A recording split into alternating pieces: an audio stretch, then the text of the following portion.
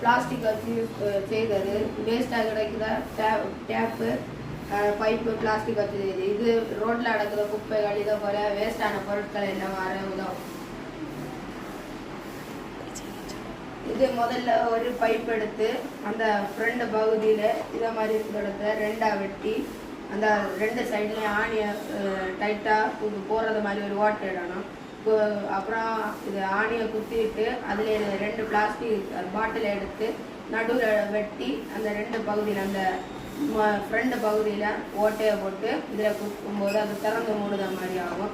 அதுக்கப்புறம் தூரத்தில் திறக்குற மாதிரி இதில் கயிறை ஒரு சின்ன ஓட்டை இட்டு இதில் கயிறை கட்டி இந்த மாதிரி இதில் குத்தணும்.